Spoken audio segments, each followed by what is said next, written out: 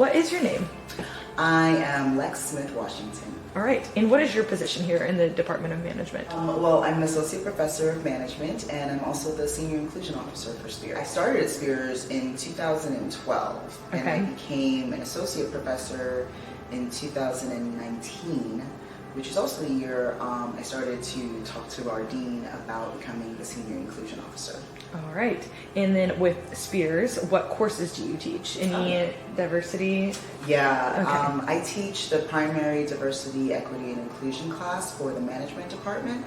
And for a long time, it was the only diversity course at Spears. But over these last few years, we developed and grown additional diversity courses in marketing, hospitality and tourism management, in MSIS. So there's a bunch of places where we're doing some of this work, but my class focuses more on human resources, the particular rules, best practices, and policies that you see organizations, large and small, use to not only manage diversity, but really create inclusive and equitable environments. What do you think are the three main ways people can implement DEI in their everyday life? Yeah, I mean, well, everyday life, that involves, if you want DE&I to be a part of your everyday life, that involves largely recognizing your comfort zone. The comfort zone is probably the space in which you feel the most comfortable, where you kind of can predict what's going to happen. The people and places around you are all familiar. Now, one of the things that we know about human beings is that we associate similarity with familiarity and comfort. And so we necessarily sort of deviate towards similarity.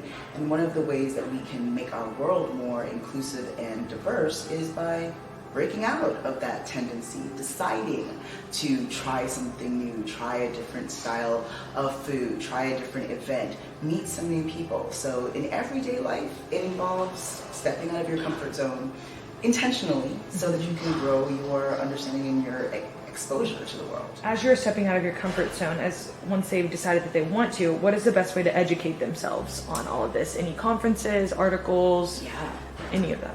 Well, actually, we're really living in interesting times, right? So the summer of 2020, the murder of George Floyd, and the racial awakening that I think this country, in particular, and many others around the world, have been going through, has made it so that not only are these conversations more prevalent, but we're also producing so much more, not just research, but information sharing, podcasts, television shows, movies, and entire documentaries. And so I think there's never been an easier time to get familiar with DEI things. I personally love podcasts. Okay, I was going to say, what's your favorite podcast? I'm a podcast person, and I think my favorite one around diversity issues is called Code Switch, and it's on NPR. And I get it on my regular phone, podcast, streaming service, whatever you use. What I like about it is that topics vary. They change every single week, and it's updated very regularly. So it's not like you're reading a textbook from 10 years ago or 15 years ago trying to get current. You are actually currently taking in knowledge, listening to conversations with experts who think about this, write about this, work on this every day. And that's more for like regular, everyday engagement with diversity and conversations about inclusion and equity. But if you want to take a more business-oriented point of view or really focus on the idea of DEI in an organizational space, there's some really great podcasts available through both Harvard. They have a Women at Work podcast. They have a Race at Work podcast. There's also some really interesting programming that comes right out of higher ed. Diverse Issues in Higher Ed has not only a podcast, but daily articles that they publish on the topic.